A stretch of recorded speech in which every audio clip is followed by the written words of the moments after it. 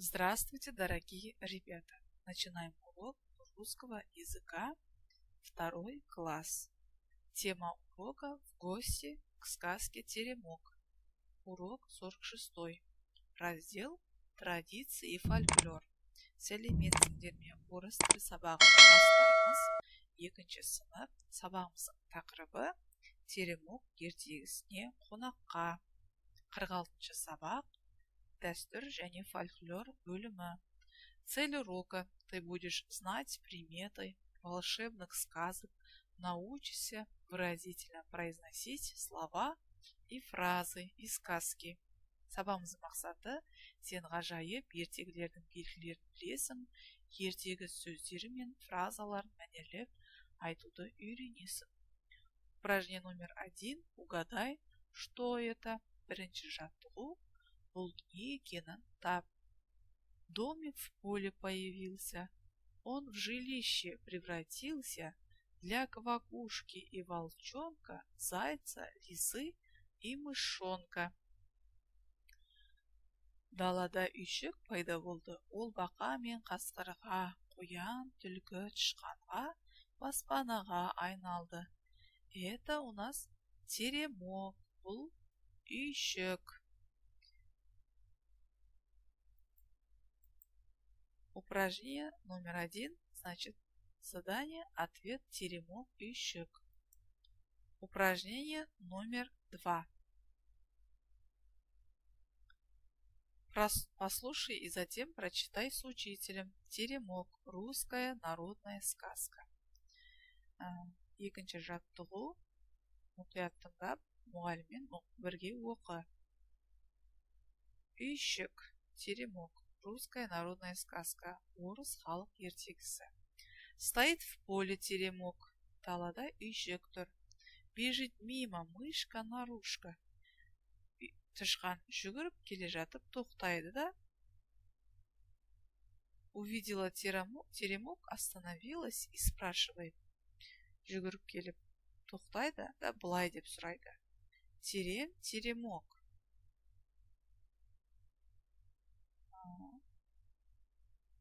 Үйшікте кім тұрады?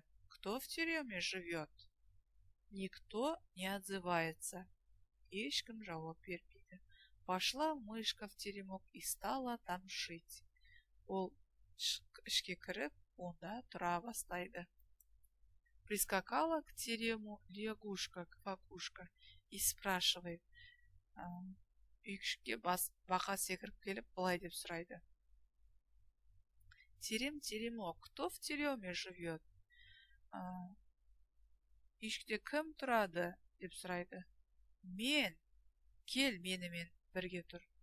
Я мышка-нарушка, а ты кто? А я лягушка-квакушка. Мен тышқанмын, ал сен кімсің? Мен бақамын дейді. Кел бірге тұрайық дейді. Бақа секіріп кіріп, үйшікке секіріп кіреді. Сол күннен бастап ол екеуі сол үйде тұра бастайды. Бежит мимо зайчик-побегайчик. Остановился и спрашивает. Үйдің жанынан қоян өтіп бара жатады да, ол тоқтап былай деп сұрайды. Теремок, кто в тереме живет? Үйшікте кім тұрады? деп сұрайды. Мен, дейді тышқан. Мен, дейді бақа. А ты кто? Ал сен кімсің? Мен қоянмын, дейді. Иди к нам жить. Кел, бізбен бірге тұр, дейді. Заяц скок в теремок. Қоян секіріп кіреді де, стали они втроем жить. Енді олар үшеуі тұра бастады. Идет мимо лисичка-сестричка, постучала в окошко и спрашивает. Кенет үйдің жанынан түлкі келе жатып, есікті қағып былай деп сұрайды. Кто? Теремок, кто в тереме живет? Кім? Үйшікте кім тұрады дейді. Мен, дейді тышқан. Мен, дейді бақа. Мен, дейді қоян. А ты кто? дейді. Ал сен кімсің? Мен түлкімін, дейді. Иди к нам жить. Забралась лисичка в теремок, стали они вчетвером жить. Үйшіктің ішіне кіріп, бірге төртеуі өмір сүре бастайды. Прибежал волчок, серый бачок, заглянул в дверь и спрашивает. Кенеттен қасқыр келе жатады. Ішке басын сұғып былай деп сұрайды. Теремок, кто в тюрьме живет? Үйшікте кім тұрады? Мен, дейді тышқан. Мен, дейді бақа. Мен, дейді қоян. Мен, дейді түлкі. А ты кто? Ал сен кімсің? Я, волчок, серый бачок. Мен қасқырмын, дейді. Иди к нам жить, кел, бізбен бірге тұр, дейді. Волк влез в теремок. Қасқыр үйдің ішіне кіреді. Стали они впятером жить. Бесеуі тұрады енді. Вот они в тюрьмке живут, песни поют. Ол үйшікте тұрып, ән айтып, би билейді. Вдруг идет медведь косолапый. Кенеттен аю келіп, увидев медведь теремок, услыхал песни, остановился и заревел во всю мощь. Ол үйге келіп, үйшікті қарайды да, жануарлар сұрайды үйден. Теремок, кто в тюрьме живет? Үйшікте кім тұрады, дейді. Мен, дейді тышқан. Мен, дейді бақа. Мен, дейді түлкі. Мен, дейді қоян. Мен, дейді қасқыр. А ты кто? Ал сен кімсің, дейді. Ал мен аюмын, дейді. Иди к нам жить. Кел, бізбен бірге тұр, дейді. Медведь и полез в теремок. Аю төбеге шығып, лез, никак не мог влезть и говорит. Мініп, ол міне алмайды. А я лучше у вас на крыше буду жить, дейді. Ал мен ең жақсы сіздердің үйлеріңіздің шатырыңызда өмір сүрейін, дейді. Да ты нас раздавишь, дейді. Ал сен бізді езіп тастайсың ғой, дейді. Нет, не раздавлю, дейді. Жоқ, мен сіздерді езбеймін, дейді. Ну так, полезай, ал мне ғой, дейді. Лез медведь на крышу и только уселся, бах, развалился теремок. Аю төбешке шығып, үйшікті езіп тастайды. Жануарлар зорға құтылып шығады. Бәрі аман сау қалады. Еле-еле успели из него выскочить мышка-нарушка, лягушка-квакушка, зайчик-побегайчик, лисичка-сестричка, волчок, серый бачок, все целы и невредимы. Әрең дегенде тышқан, бақа, қоян, түлкі, қасқыр құтылып шығады, барлығы жарақат алмаған. Упражнение номер 3. Назови персонажей сказки «Теремок». Үшінші жаттығу үйшік ертегісінің кейіпкерлерін ата. Мышка-нарушка,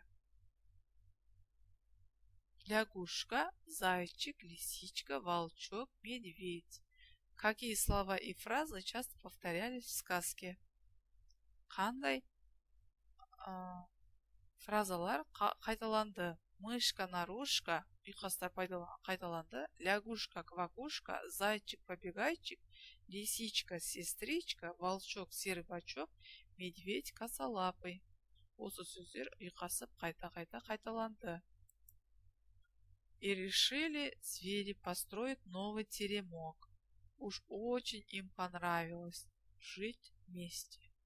Олар соңында жаңа үйшік саламыз деп шешті. Ол барлығына ұнап, бірге тұра бастады. Принялись они бревна носить, доски пилить, новый теремок строить. А больше всех медведь старался, красивый теремок получился лучше прежнего. Упражнение номер 4. Запиши төртінші жаттығу, жазып ал. Назови время, род и число глаголов. Етістер уақытын, тегін және түрін ата. Прискакала лягушка. Қоян секіріп, бақа секіріп келді. Постучала лисичка. Қасқыр есікті тарсылдатты. Заглянул волчок. Қасқыр қарады. заревел медведь. Эти слова глаголы. Прискакало прошедшее время, женский род, единственное число. Постучало прошедшее время, женский род, единственное число. Заглянул прошедшее время, мужской род, единственное число. Заревел прошедшее время, род, мужской род.